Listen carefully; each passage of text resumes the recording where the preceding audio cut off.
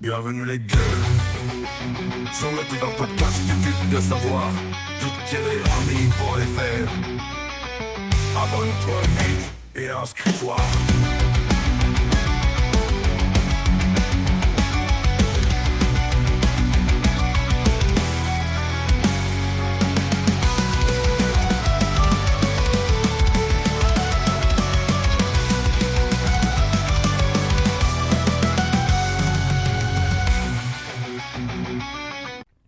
Et bonjour tout le monde, nous sommes le mercredi 15 janvier, avec un nouveau podcast, le numéro 348. Et aujourd'hui, une question de Corentin Lennert. Je pense que je le prononce correctement, Corentin. Qui est maigre et qui souhaiterait devenir gros, voilà, ultra balèze. D'accord. On va voir pourquoi c'est intéressant, pourquoi ça le serait pas forcément. Et puis comment faire ? Parce que il est coincé. Ouais. Les gros qui m'écoutaient, ne ragez pas, s'il vous plaît. Lui, il est comme vous, mais dans le sens inverse. C'est un miroir à sens inverse. Ça n'existe pas. Donc, avant cela, bien sûr, petite introduction. Écoutez, je remercie Théo Bonnet-Ligion qui nous a concocté un audio de 5h13 pour ce vendredi sur mon site internet. Qu'est-ce que c'est ? Eh bien, c'est la mise bout à bout de tous les J-30 de l'UTMB du 2018. Et c'est très intéressant parce que c'était mon premier. J'ai fait une préparation un peu hybride. J'ai été à plusieurs endroits. Surtout, j'avais subi de nombreuses blessures avant, liées à des traumatismes. Non pas des blessures d'usure, que je n'ai quasiment jamais eu, étant donné que je m'entraîne extrêmement bien. Et j'ai réussi à ajouter, en fait, j'ai retrouvé, donc il y a une petite plus-value, j'ai retrouvé les documents de l'époque, de mon ravitaillement, qui était en freestyle complet, hein, là, c'était... Ça n'avait ni queue ni tête, en fait, j'avais ajouté des mots les uns après les autres, quoi. Les temps de passage, magnifique. Donc j'avais écrit un truc en 23 heures, j'en ai mis 26 ou 25-30, je sais plus. C'était pas le parcours complet parce que il pleuvait évidemment, mais l'horreur était absolue du début à la fin. Donc voilà, petit audio de 5h13 ce vendredi. Évidemment, personne fait ça, vous me faites rire avec vos podcasts de 3 heures, c'est nul. C'est trop court. Voilà. Pour ceux qui trouvent que 5 heures c'est un peu dur, j'en ai qui durent 15 heures. Hein, voilà, ils sont déjà en ligne sur mon site. Voilà.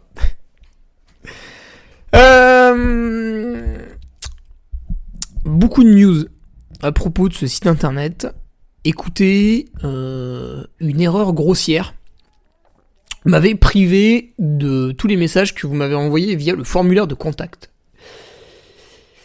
Quand c'était pour des bugs, mon webmaster vous a répondu et comme il est très fort, il a résolu le problème. Voilà, des problèmes, des solutions. Hop.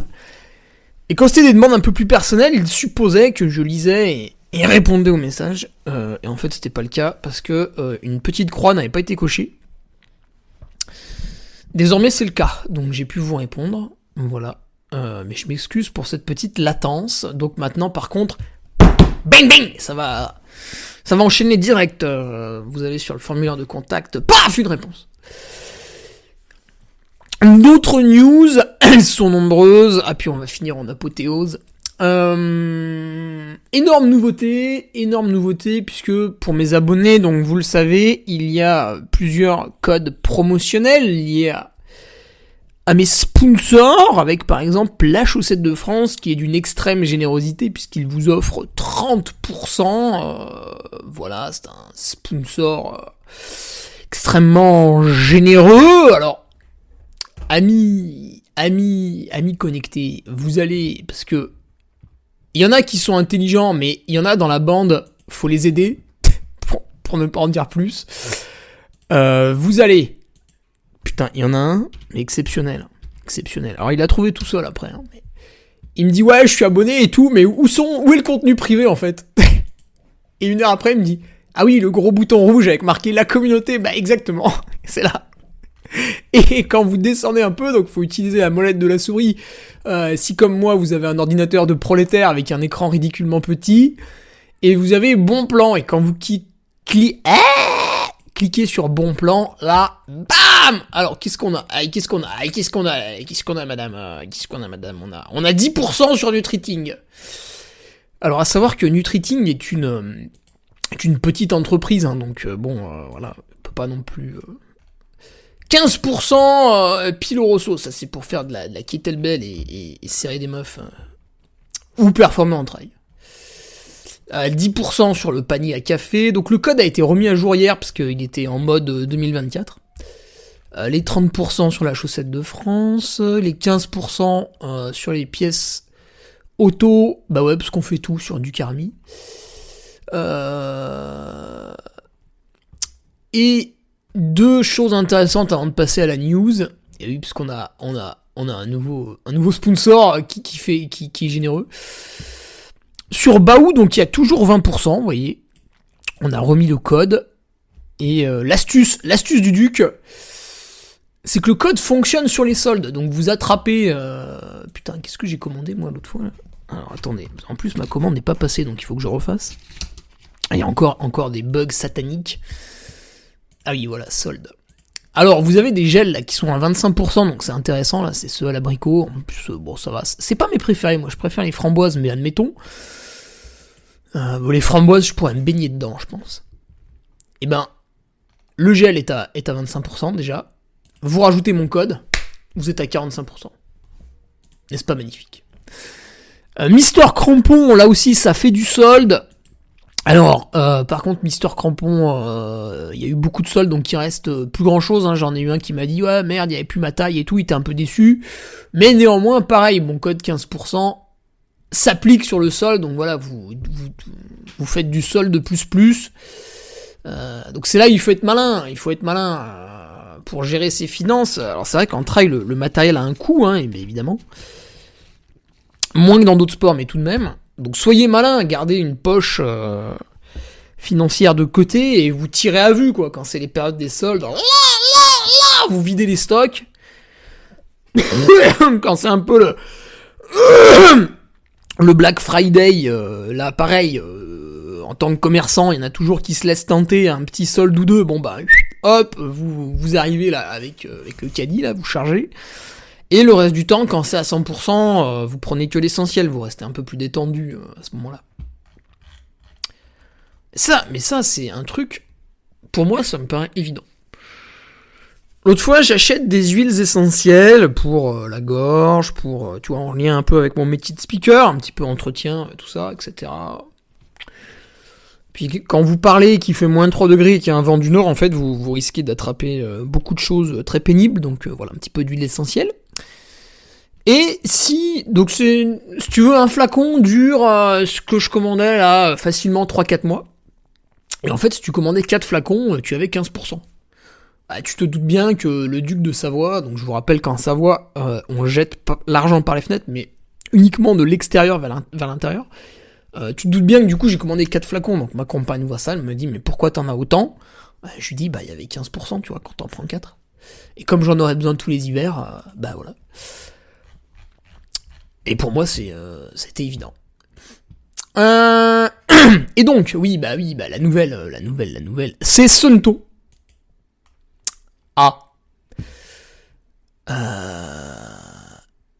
Les fabricants de montres, en règle générale, ont un pricing power qui est énorme. Coros, Garmin, voilà, ça ne vous aura pas échappé que le prix de la montre est vraiment monté énormément. Il y a eu un petit rétropédalage, un petit retour en arrière, même Garmin, qui avait passé les 1000 € pour une montre, tu te demandes si elle fait pas aussi vaginette en même temps, sont redescendus un peu, et par contre Suunto a cassé le game, puisque vous avez la Suunto Race S qui est à 350 € prix neuf, hein. Donc là c'est neuf, garantie machin, un petit bonbon Haribo à la livraison, non je déconne, c'est la Chaussette de France qui fait ça, bref. Suunto vous offre 10%. Quand on parle de produits à plus de 300 €, bah ça fait quand même 30 €. Et voilà. Donc vous cliquez dessus, là, on a mis des liens partout, comme ça, vraiment, vous avez même pas besoin de faire des copier-coller, vous cliquez sur les liens, normalement tout fonctionne. Ensuite, ça c'est bon, sur mon site, y en a qui me demandaient un petit peu pour le club FFA. Écoutez, c'est pareil, hein, normalement vous pouvez tout trouver assez facilement. Donc si je vais dans la communauté, se rencontrer, il est où le club FFA? Ah mais non, mais c'est en bas à droite, c'est pour tout le monde, voilà. Vous avez un bouton adhérer, en bas à droite, voilà, adhérer. En bas à droite de toutes les pages, hein, donc là vraiment c'est facile. Le calendrier de course, la carte des membres, mais ce que je voulais vous parler, c'était le groupe par département que vous n'utilisez pas, parce que vous êtes méchant, vous ne voulez pas utiliser les outils géniaux. Qu'est-ce que j'ai branlé? Mot de passe.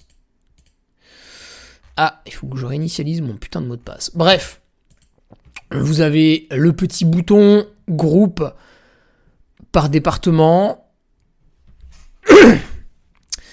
Et sur ce petit bouton, en fait, c'est comme le calendrier. Vous pouvez ajouter des tableaux. Pour l'instant, il y a le tableau Auvergne et le tableau Gironde. D'accord ? Donc vous pouvez ajouter le tableau Savoie, vous pouvez ajouter le tableau Rhône, vous pouvez ajouter le tableau Pays de la Loire, ce que vous voulez. Et en fait, dedans, vous allez pouvoir publier par exemple vos sorties, vos traces GPS, tout ça, vos bons plans accessoirement. Voilà, si vous avez un petit magasin local qui fait une petite braderie, des trucs comme ça, une course un peu réputée du coin, mais localement. Alors là, je pense par exemple à la Bretagne qui a une très très forte communauté de trailers et qui se déplacent pas trop parce qu'ils ont déjà des beaux événements par chez eux et puis de toute façon ils sont un peu loin de tout, donc ça les fait chier et je les comprends. Donc voilà, vous cliquez. Donc, allez, je répète. Les nuls, faites avec moi. On dirait un cours de français. Théo, tu écoutes? La communauté. Hop, se rencontrer. Là, vous descendez un petit peu la molette, là, comme ça, là. Tic, tic, tic, tic. Groupe par département. Et bim! Vous ajoutez les trucs. Après, vous pouvez discuter avec vous. Voilà, donc déjà, vous allez sur la carte des membres. Normalement, vous trouvez ce... Putain, il y en a 211 autour de chez moi, mais je suis cerné. Carte des membres, voilà, vous dézoomez dans le monde. Putain, c'est qui est en Hongrie, là? Bah, Laurent S. Mais toi, t'es avec Victor Orban, là? Qu'est-ce que c'est que ça, là?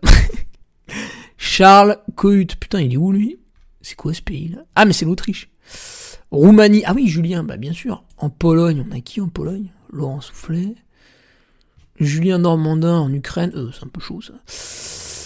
Moscou. Ouais, attention, là. Ah, en Suède. Putain, il y a que Pierre-Yves, il y en a d'autres, normalement.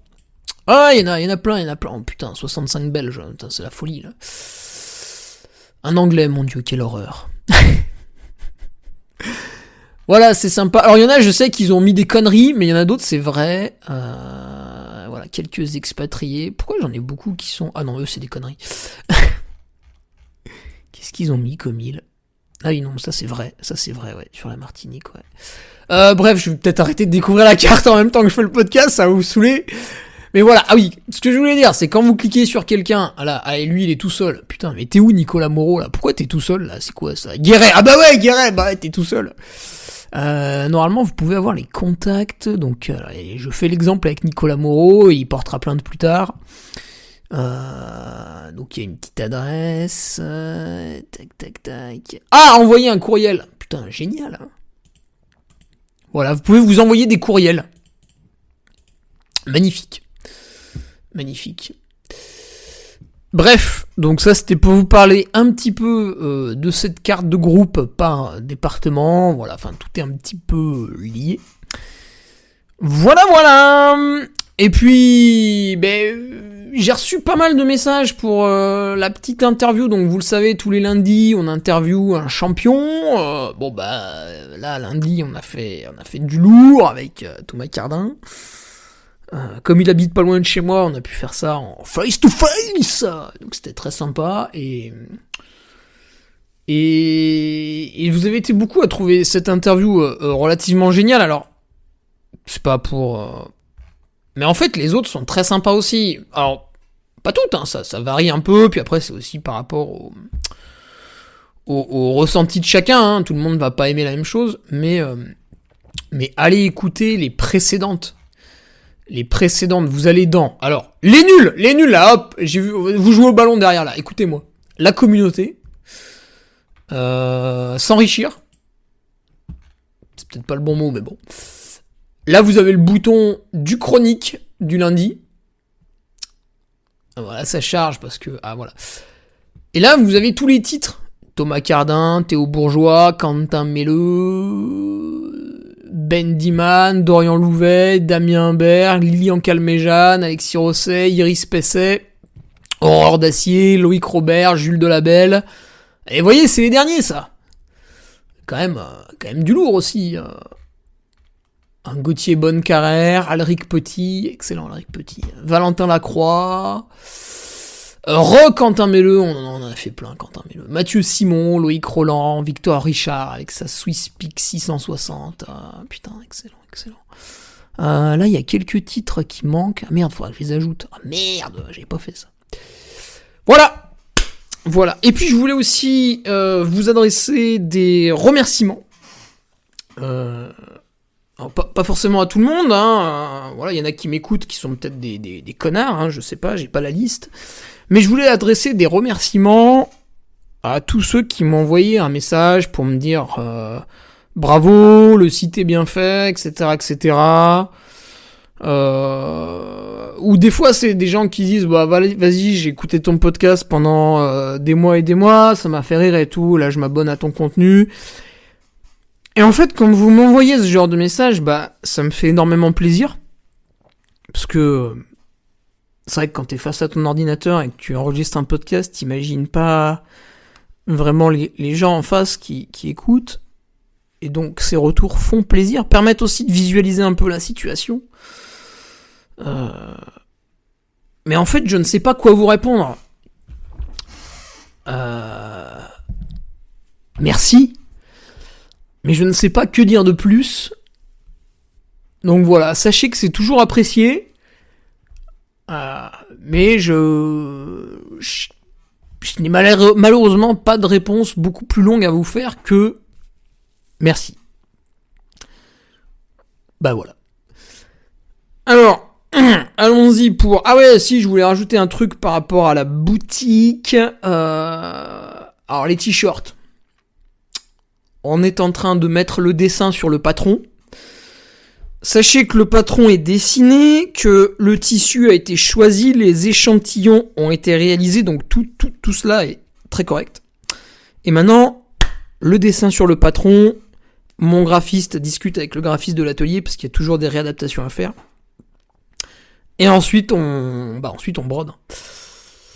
Les chaussettes, il y a de la rupture de stock sur les 39-42 et les 43-46, ça va arriver, normalement c'est censé arriver cette semaine. Donc les chaussettes ça va être bon. Et les casquettes Made in France réalisées vers Lille par l'entreprise Vera Cycling. Donc, je me permets de leur faire un petit peu de publicité. Les casquettes faites en France sortent de l'atelier le 28 janvier, si la deadline est respectée. Le temps de me les envoyer. Allez, lundi 3 février, maximum, c'est en vente. Voilà. C'est tout. Allez, le podcast. Corentin. Alors, Corentin, tu es gros. Ah non, tu es maigre, toi. Oh, putain, c'est infernal. Les gros se plaignent, les maigres se plaignent. Tout le monde se plaint, quoi. C'est le mur des lamentations. Alors... je pose le cadre. Quand il dit qu'il est maigre, Corentin, donc vous avez une photo, je vous l'ai mis en pièce jointe, quand il est tout nu. Non, je plaisante. Donc il fait 1m81, ce qui est une taille plutôt pas mal, enfin on s'en fout en fait. C'est une taille quoi. Et il fait entre, voilà, ça varie 59 à 61 kilos. Effectivement, putain, c'est pas lourd. Sachant que c'est mon poids, c'est vrai que quand j'ai préparé l'UTMB, j'étais plutôt autour des 59 kilos. Et là, je suis un bon 61, là. Et j'ai pris un peu de masse. Je ressemble de plus en plus à un gorille. Un beau gorille, hein. Attention, un gorille, voilà. Mais moi, je fais 1m69, Corentin. Tu vois, donc toi, il faudrait que tu prennes des kilos progressivement pour te rapprocher des 70. Alors c'est dommage, tu m'as pas parlé de ta pratique en trail, parce que si tu fais de la course en montagne, du trail, mais voilà, vraiment court, hein, maximum 30 bornes, etc., je ne vois peut-être pas d'intérêt à grossir. Tu vois, si tu prends un 10 km route ou un semi-marathon ou un marathon, bah les gens sont très maigres, parce que c'est un effort très court, très intense, qui va assez peu solliciter les fibres. Alors c'est vrai que si tu fais de la course en montagne, mais qui a 1000 D+, en 1h10, on peut revoir son point de vue. Alric Petit, par exemple, le jeune que j'avais interviewé sur la course en montagne, est assez trapu, mine de rien. Bref. Donc Corentin, ouais, si tu fais des efforts courts, mais je crois que c'est pas le cas, mais bon, tu me l'as pas précisé. C'est pas... T'es bien, en fait. Par contre, si tu fais des trucs un peu longs, c'est emmerdant. Le fait que tu sois un petit peu frêle comme ça, parce que j'imagine qu'avec un tel ratio taille-poids, tu n'as pas des très grosses cuisses, un bassin renforcé, et du coup l'accumulation du dénivelé, montée, descente, enfin du coup descente, avec les chocs, etc., l'encaissement du choc doit être un peu délicat à gérer, et finalement une fois que tes muscles, qui sont tout petits, sont fatigués, bah ça va être tes tendons qui vont ramasser, donc source de blessures. Et même pour courir longtemps, en fait, c'est pas forcément une question de dénivelé. Moi, je le vois là, donc j'ai pris quand même beaucoup de muscles. Ça fait plus d'1 an que je me promène à 7% de masse grasse. Quelques incursions en dessous, même parfois. Parce que je manipule les aliments très intelligemment. Je le vois, donc avec cette augmentation uniquement de muscles. Hier, par exemple, j'ai fait du double seuil le matin, seuil le soir, ça a représenté 40 bornes et quasiment 1200 mètres sur la journée, avec un temps d'effort de 3h40, et des variations d'allure, hein, évidemment. Et je suis rentré en trottinant à 12 à l'heure sur le plat, tu vois, j'étais pas cassé en fait, je suis de moins en moins cassé. Et si tu regardes Alexander Sorokin, qui est le meilleur coureur sur 100 km et 24 heures actuellement, le mec est trapu, hein, il a du muscle, hein, il est balèze, le lituanien. Il est balèze. Alors tu vas me dire, oui mais ça marche pas avec le meilleur français sur 100 km, Guillaume Ruel. C'est vrai, mais Guillaume est très jeune par rapport à Alexander, il est moins bon, et peut-être que un vecteur de progrès de la part de Guillaume Ruel serait de gagner un petit peu en muscle. Voilà, je sais pas. Cette question n'est pas venue sur le tapis quand nous l'avons interviewé sur la revue de presse, enfin la du Chronique. Voilà, vous pouvez retrouver l'interview de Guillaume Ruel, hein, elle remonte un petit peu, mais c'est la combien ? Attendez, ça remonte pas tant que ça. C'est la 167. Voilà, Guillaume Ruel, athlète professionnel Salomon sur route, nous parle justement de ses préparations aux 100 km. Jeune, hein, il doit avoir 27 ans en 2025, si mes souvenirs sont bons. Voilà. Qu'est-ce qu'on avait d'autre après ? Bah écoute, L'autre intérêt de grossir, Corentin, ça va être de mieux passer les entraînements. Alors je vais m'expliquer. Surtout l'hiver, mais quand tu fais un entraînement, donc quel est le but d'un entraînement? C'est je crée de la fatigue. Donc si tu prends une courbe qui représente ta forme, à cause de l'entraînement, elle va baisser. Et quand tu termines l'entraînement, tu vas te reposer et donc ton corps va réaliser une surcompensation pour s'adapter au stress que tu lui as infligé. Donc le corps fait ça en permanence pour tout ce qui compose la vie, le travail, le sport, tout ça. Sauf que si tu répètes les stress trop violemment, enfin trop souvent, trop fréquemment, en fait la courbe ne fait que descendre parce qu'il n'y a pas le temps d'adaptation. Donc c'est ça toute la science de l'entraînement, c'est faire descendre la courbe et lui laisser le temps de remonter un peu plus haut qu'au début. Et la courbe remonte plus vite et plus haut quand tu manges suffisamment pour couvrir toutes les pertes et justement surcompenser un petit peu. Par exemple, si tu réalises, tu vois souvent dans l'entraînement, on a des cycles. Pendant 3 semaines, tu développes une qualité et pendant une semaine, tu reposes un petit peu en diminuant certes le volume mais aussi la qualité que tu travaillais avant. Puis après tu repars sur un autre cycle, tu continues à faire de l'entretien sur cette qualité, etc. etc. Ça c'est un peu les bases, ça marche tout le temps. Et admettons, regarde, on va dire que tu fais un cycle, voilà, c'est l'hiver, tu te remets un peu au sport, tu prépares la saison, on va démarrer par un cycle volume. Pourquoi pas, on pourrait démarrer par autre chose, on pourrait démarrer par une VMA. Mais tu vas voir, mon exemple est plus parlant avec un cycle volume. Donc première semaine, je cours 8 heures. Deuxième semaine, je cours 11 heures. Troisième semaine, je cours 14 heures. Donc bon, là, c'est une évolution un peu... Je vous ai pris un truc un peu péchu, mais c'est pour comprendre plus facilement. Semaine 1, inférieure à semaine 2, qui est inférieure à semaine 3, d'accord ? En termes de kilomètres, de dénivelé, de dépenses énergétiques, etc., etc. Si ton assiette reste la même pendant 3 semaines, c'est-à-dire que tu crées un déficit énergétique progressivement pour arriver à la fin à un déficit énorme. Donc tu te doutes bien que si tu augmentes les entraînements mais que tu n'augmentes pas la taille de ton assiette, à un moment donné,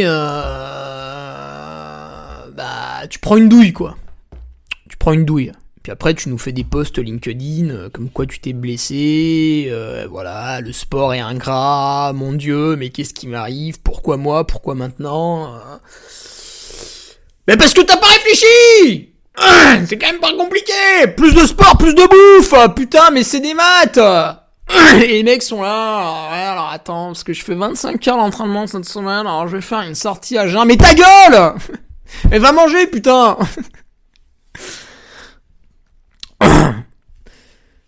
Alors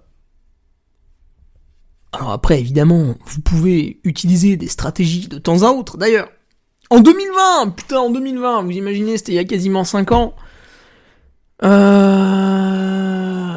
Je publie un petit résumé sur mon site du livre de Fabrice Kuhn, Ultra Performance, où il parle justement de ce cycle de glucides, et à des moments il parle de privation, et les gens ils retiennent que la privation. Sauf que la page d'après il parle quoi ? La recharge en douille. Bon bref. Donc ouais, pour mieux passer les entraînements, tu vois, je pense qu'il va falloir que tu te mettes à manger plus, et tu vas... Normalement ton poids devrait augmenter, parce que là ça me paraît être un grand écart quand même, 60 kg pour 1m81, putain, une brindille quoi le truc. S'il y a vent de face en trail, hop là, Corentin par la fenêtre. Et un autre truc, c'est que, tu vois là, je me suis fait piéger encore cet hiver, donc depuis plus d'1 an, je suis environ 7% de masse grasse, donc j'étais à 8,5 je crois il y a 2 ans, puis en fait ça n'a fait que descendre. Parce que mon emploi du temps est tellement bien organisé, mes repas sont tellement bien calibrés, les calories sont tellement bien comptées avec l'expérience que je mets à l'amende quand même une très grande partie de la population. Et encore une fois, mais tout est facile. Je n'ai aucun diplôme en nutrition. Simplement, j'utilise mon cerveau. Et je fais acte de volonté. Ça aujourd'hui, c'est très très rare. Très très rare. Très très rare. Et le problème, c'est que, du coup, en fait, tu te promènes sur le fil du rasoir. Alors, t'es bien, hein, mais tu chopes toutes les merdes. Les rhumes, les machins, les trucs, là, ça n'a pas arrêté. Et je me suis même remis à faire de l'asthme, en fait. On va dire mi-novembre, fin novembre. Ce que je n'avais pas eu depuis 2010, 2012. À savoir que j'étais asthmatique étant jeune. Donc, j'ai fait toutes les conneries possibles et imaginables, les trucs infernaux, là, les désensibilisations, etc., etc., etc. C'était vraiment très pénible quand j'étais ado. Enfant puis ado. Après ça allait mieux, puis après ça a même disparu, tu vois, sur mes 18-20 ans. Bref. Et c'est revenu un peu là cet hiver, donc j'ai re-eu un traitement de fond pendant un mois, puis là du coup c'est reparti, ça m'a aidé. Mais je mettrais ça en lien avec le fait d'avoir été un petit peu trop maigre à ces moments-là. Tu vois, peut-être simplement 2 kilos de plus. Alors tu sais, ça, à chaque fois c'est pareil. Les gens sont extrêmement cons. C'est vraiment affligeant de discuter avec la moyenne, hein, j'entends bien sûr, tout le monde n'est pas comme ça, hein, mais putain, la moyenne des gens, tu leur dis que t'es un peu maigre, tout de suite, ils t'imaginent avec 20 kilos de plus, tu sais. Il n'y a pas de nuance, en fait. Non, Bernard, je ne vais pas devenir comme toi, c'est-à-dire obèse et omnipotent. Je vais plutôt prendre juste 2 kilos, tu vois. Et puis ça ira beaucoup mieux, et mon physique sera toujours exceptionnel, et à côté, tu seras toujours ridicule. Parce que tu peux me parler de touche pas à mon poste, et moi je ne peux pas puisque je ne le regarde pas. C'est la différence entre nous, tu vois. Toi tu fais plus de touche pas à mon poste, et moi je fais plus d'entraînement. Du coup, tu vois, là je suis repassé un petit peu au-dessus, donc là j'affiche un bon 61 kilos à la balance, alors en plus il y a beaucoup de muscles supplémentaires, et je ne vais vraiment pas me priver, hein, voire même, tant que je ne verrai pas un 63 kilos, tu vois, je vais me resservir. Alors chez moi, la variable d'ajustement va être vraiment les glucides, parce que je mange déjà énormément de lipides et de protéines. Mais, comme nous allons le voir tout de suite maintenant, chez toi, Corentin, peut-être qu'il faut déjà regarder cette base de l'alimentation qui est les lipides et les protéines. Les glucides, c'est un petit peu le bonus. Ça n'est pas vraiment essentiel. Sauf quand vous faites évidemment énormément de sport, mais d'abord la base, avant de se pignoler très fort sur des trucs qui sont de l'ordre du détail, la base. Alors, donc ton problème c'est que tu me dis que t'as pas faim, ok, Corentin, mais peut-être qu'en fait à un moment donné il va falloir que t'arrêtes de t'écouter et que tu te forces. Je m'explique. Quand tu fais... tu vois, la semaine dernière, je vais te donner un exemple de moi. C'est jeudi soir, alors déjà ça me casse les couilles d'aller au club d'athlétisme le soir parce qu'il fait froid, il fait nuit. Donc c'est pas sexy. Et en plus là il pleuvait très fort avec du vent, donc il pleuvait de travers. Tu prenais... Enfin voilà, c'était de la faciale en permanence. Et... à quel moment, donc tu vois, il fait nuit, il fait froid, il pleut non-stop, à quel moment j'ai envie de faire 10 fois 600 mètres au seuil ? Jamais. Et je me suis forcé. Parce que c'était essentiel dans mon entraînement. Alors on a réduit un peu par rapport à la séance initiale, parce que voilà, il faut pas être complètement débile non plus, mais je me suis forcé à faire ça. Donc si tu identifies ton poids comme étant un problème et qu'il faut l'augmenter, tu vas te forcer à manger, tu vois, c'est un peu pareil. C'est à un moment donné, le paluchage du zizi, stop. On met en place des actions et on les exécute. C'est rigolo, c'est pas rigolo, on s'en fout, ça c'est les états d'âme des gens qui réussissent pas. Alors maintenant tu vas pas te gaver comme une noix parce que finalement tu regardes ton assiette et tu augmentes un tout petit peu et en fait tu vas voir que progressivement ça va passer, c'est très facile. Commençons par les apports en graisse. Alors, si j'ouvre des livres, d'ailleurs, vous avez sur mon site internet, les livres que je cite sont recommandés sur mon site internet. Vous allez dans l'actu du Duc. Là, c'est ouvert à tout le monde, même les gueux qui ne payent pas. Voilà, bon, je ne vous comprends pas, mais admettons, vous souhaitez passer à côté de l'intégralité du savoir en trail, bon, ça vous regarde. Recommandations du Duc, et là, vous avez, hop, tous les livres. Vous avez après des entraîneurs, vous avez après des nutritionnistes. Bon, là, il n'y a que Sébastien Diffenbrod, mais des préparateurs physiques, etc., etc. Les livres. Alors, j'ouvre Paléonutrition de Julien Vénesson. Et là, si vous êtes un connard, vous allez faire il propose de manger de la viande. Wouh, ta gueule. Donc, une fois qu'on a passé les réactions d'enfants de 5 ans, on peut discuter entre adultes. Donc, vous ouvrez Paléonutrition, que nous dit Julien Vénesson. Hugo a mal à la gorge, mais ça, c'est... Oui, d'accord. Que les lipides, voilà, ça va être 1 à 1,5 g par kilo de poids de corps. Alors moi, je trouve qu'il est un peu timide sur les lipides, mais admettons. Donc tu vois, il va te falloir 70 grammes par jour. Alors après, tu peux passer par plein de trucs. Si t'as pas très faim, moi j'aurais du mal à te conseiller les oléagineux, parce qu'en général, ça te bourre bien le bide. Les techniques que j'utiliserais pour augmenter son apport en lipides sans avoir l'impression de trop se forcer, ça va être d'ajouter des cuillères à soupe d'huile dans tes plats, sachant que moi, du haut de mes 60 kg, enfin 61,2, je mets 4 cuillères à soupe d'huile d'olive sur mes plats, d'huile d'olive d'excellente qualité, puisque je me fournis chez Chris et Olive. Mais en France, vous pouvez visiter des moulins, je pense, au sud de la France, et acheter votre huile là-bas. Vous avez de l'huile de caméline et de l'huile de chanvre qui est produite dans la Nièvre. Vous avez de l'huile de colza. Mon ami Olivier m'en ramène des Monts du Lyonnais.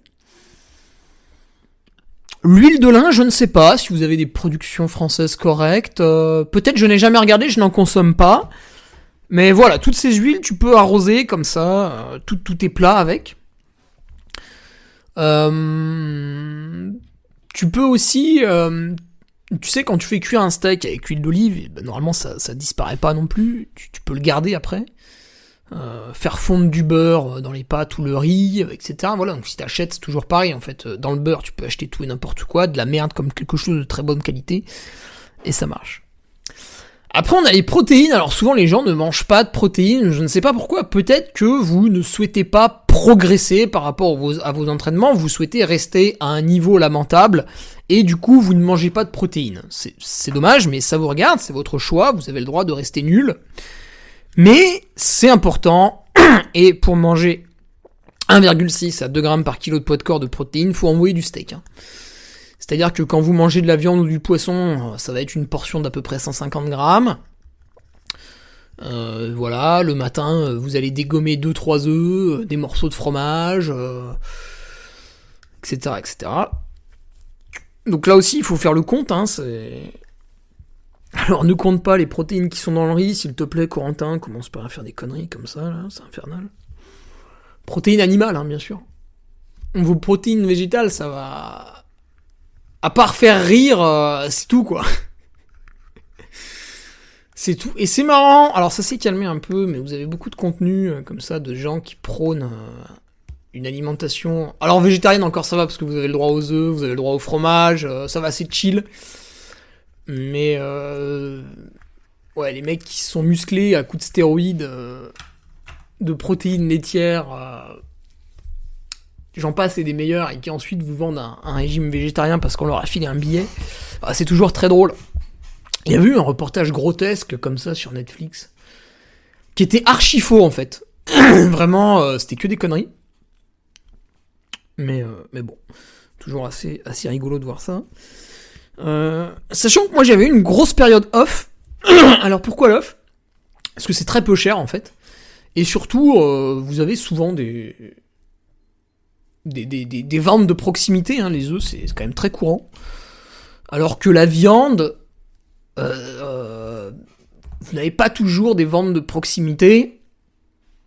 Ah, c'est notre cas ici, au-dessus d'Aix-les-Bains, on va dire. Où on a quelqu'un qui fait de la viande. Alors bon, c'est pas un supermarché, donc vous en avez pas forcément toute l'année. Mais voilà, quand il abat un troupeau, un cheptel, derrière vous pouvez commander 5, 10, enfin voilà, autant de kilos que vous voulez. Hop, vous congelez tout ça et puis vous dégainez au fur et à mesure. Et c'est des animaux qu'on a croisés pendant ces randos courses dans les champs, voilà, qui ont été élevés de manière correcte. Alors forcément, à un moment donné, on les a butés. Mais à part ce léger moment de mort, le reste du temps, ils ont bien vécu, bien mangé, c'était plutôt cool. Donc ça va. Bref, ouais, tout ça pour dire protéines. Alors du coup, comment augmenter? Donc je t'avais donné un petit tips pour augmenter facilement les graisses. Comment augmenter facilement les protéines? C'est vrai que c'est un peu chaud parce que souvent ça cale. Ah, tu vois, un gros steak, ça cale. Beaucoup d'œufs, ça cale. Le fromage, ça cale parce qu'il y a beaucoup de graisse aussi en même temps dedans. Ben là, Corentin, je pense qu'il va falloir se tourner vers du liquide. Protéines de lait. Lait de chèvre, tu peux acheter du lait de chèvre à la ferme. C'est un peu rare, tu vas plus souvent trouver du lait de vache. Mais le lait de vache à la ferme est excellent. Ce qui est mauvais, c'est le lait industriel, qui a été mal fait, qui a été mélangé avec d'autres laits un peu bizarres qui sont arrivés de je sais pas où. Mais vous prenez, chez nous, d'ailleurs c'est devant des supermarchés, on a ce qu'on appelle, et c'est Thomas Cardin qui m'en a parlé d'ailleurs, des fontaines à lait. Vous arrivez avec votre bouteille, hop, allez, je remplis 1 litre, tac, je paye, bon, 1 litre, 1 euro. Et vous avez du lait entier des vaches qui sont autour. Bref.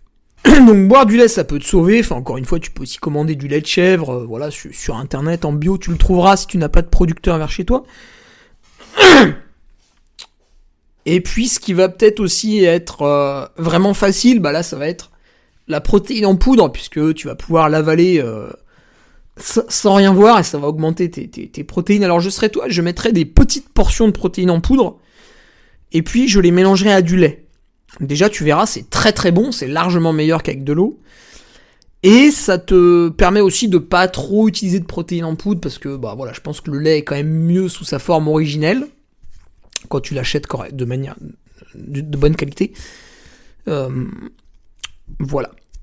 Et dans on va appeler ça donc un shaker, ça parlera à tout le monde, tu vas mettre ta protéine en poudre, là aussi. Si tu peux, essaye d'acheter une protéine en poudre qui est issue de lait 100% français. Qu'est-ce qu'on a comme marques qui font ça? Bien écoutez, encore une fois, proche de chez nous, ils travaillent avec la coopérative du Beaufortin, c'est la marque Protéalp, qui vous propose donc de la whey avec un lait d'origine 100% français. Baou va proposer au grand public ces boissons protéinées. Sachez que c'est issu de la même filière. Donc que vous achetiez du Protéalp ou du Baou, finalement vous allez acheter la même chose. Voilà, simplement Protéalp, à l'heure où j'enregistre le podcast, est déjà sur le marché. Baou, ça va venir. Voilà. Et je vous conseille de prendre, si vous n'avez pas de problème avec le sucre, la version sucrée, puisque la version sans sucre, elle est sans sucre, et bon, c'est un peu... Alors surtout toi, Corentin, puisque je rappelle que tu veux grossir. Donc, non seulement tu vas prendre la version sans sucre, non seulement tu vas la coupler... Alors, ne prends pas du lait de vache ou du lait de chèvre à chaque fois, prends aussi peut-être du lait d'avoine, parce que tu as besoin de ces glucides, prends pourquoi pas du lait de noisette, voilà, ça variera un peu les goûts, et mets-moi du flocon d'avoine en poudre. Mets-moi du flocon d'avoine en poudre, ça va augmenter la teneur en glucides de ton petit biberon, tu vois. Et du coup, tu vas avaler ces calories sous forme liquide. Alors, je sais, vous parlez à un micronutritionniste, il est pas content parce que lui, il veut la matrice alimentaire, il veut le truc, il veut le machin. Oui, d'accord, mais là, on n'a pas le temps. Donc Corentin, il va prendre 5 kilos, puis après il s'intéressera à ça plus tard. Et donc voilà, tu te fais ton biberon comme ça, là, et donc là, allez, protéines, glucides, c'est chargé, tu peux y aller. Et essaye d'identifier des moments dans la journée où tu dois avoir un petit creux. Ouais, même si t'as pas très faim, peut-être au moment des repas, t'as peut-être moins d'appétit que tes collègues, etc. Il y a peut-être des moments de la journée où t'as des petits creux, et là, tac, tu dégaines le shaker, hop là, et voilà. Mais c'est vrai que c'est pas facile. Il y a aussi l'habitude, en fait, ça fait sans doute plusieurs années que t'es sur les mêmes repas, le même rythme, le même truc, le même machin, donc là, il faut changer les habitudes. Voilà, et du coup, pour augmenter, après, il nous reste quoi comme macronutriments? Putain, attention, il y a des mots scientifiques. Wouh! Il reste les glucides. Alors, les glucides, toujours avec Julien Ménesson, livre Paléonutrition, vous pouvez acheter aussi Nutrition de la Force, mais il l'avait fait en 2012, l'autre il l'a fait en 2014, c'est quand même plus pertinent. 5 à 10 grammes par kilo de poids de corps, 5 grammes quand vous êtes dans une sorte de maintien, machin, truc bidule, etc. Là, Corentin, il va falloir aller taper les 10 grammes. Et quand vous vous entraînez comme un bout, par exemple une semaine volume, une semaine avec un week-end choc, un week-end chocolat, vous pouvez monter 10 grammes par kilo de poids de corps. Donc si tu veux viser 70 kilos, 5 x 70, 350, 10 x 70, 700 grammes de glucides. Alors là, accroche-toi pour les bouffer. Mais voilà, ne te mets pas ces fourchettes-là, dis-toi juste que voilà, il faut que tu fasses plus que ce que tu faisais avant. Et ce qui est génial, c'est que dans ton problème, tu n'as pas à augmenter les heures d'entraînement. D'ailleurs, tu me disais que tu marchais beaucoup. Et ça m'a étonné, parce que moi, à chaque fois que je vais marcher, je reviens, j'ai la dalle. Alors si, ouais, on finira là-dessus. Tu peux... Un truc qui ouvre bien l'appétit, c'est le vélo. Donc, alors tu n'as peut-être pas le temps de le pratiquer, puisque comme beaucoup de Français, enfin pas tous, remarquez, tu travailles. Tu travailles pour nourrir ceux qui sont au chômage, au RSA, etc. Et du coup, tu travailles beaucoup, parce qu'il y en a beaucoup qui sont à la retraite. Voilà, donc il n'y en a pas beaucoup qui travaillent, il y en a beaucoup qui travaillent pas. Et du coup, tu as besoin de faire du vélo, mais tu n'as pas forcément le temps. Alors, le changement d'heure fin mars pourra peut-être t'aider, mais c'est vrai que quand tu reviens du vélo, en général, t'as vraiment faim. Donc pourquoi pas essayer d'ajouter un créneau vélo dans la semaine. Alors il faudra sans doute réduire un peu la course à pied ou la marche. Pourquoi tu marches beaucoup, Corentin? Tu ne me l'as pas dit, mais tu marches beaucoup. Essaye peut-être le vélo. Ouais, souvent j'ai très très faim en rentrant du vélo, donc là tu peux te gaver derrière. Vu que ton problème, c'est de grossir encore une fois. Ou, et je ne maîtrise pas cette discipline, la natation. Alors j'en ai fait un petit peu quand j'avais ma fracture de la rotule. Pour flotter, il me fallait des palmes, c'est vous dire mon niveau, nullissime. Mais c'est vrai qu'en 1 heure, j'avais réussi à faire une hypoglycémie phénoménale, puisque je me suis effondré dans les escaliers en partant. Donc voilà, si tu es à l'aise avec ce sport aquatique terrifiant, tu peux creuser un déficit avec ça aussi. Ça devrait pas trop mal marcher. Voilà Corentin, écoute, je vais te laisser. Voilà, make obesity great again. Ça tombe bien, Donald Trump va réaliser son investiture. Vous allez tous pouvoir devenir encore plus gros qu'avant. Et on se retrouve la semaine prochaine pour un nouveau podcast. N'hésitez pas à m'envoyer vos questions, même si je crois que j'ai déjà choisi ma cible pour la semaine prochaine. Voilà, Mélanie, j'ai reçu une question de ta part qui m'a traumatisé. Ça va être sans doute le podcast de la semaine prochaine. Allez, salut. Au revoir les gueux, c'était le Divan Podcast de tout savoir. Article brillant, interview et made in France. Hésite pas et inscris-toi, ainsi une offrande que tu feras.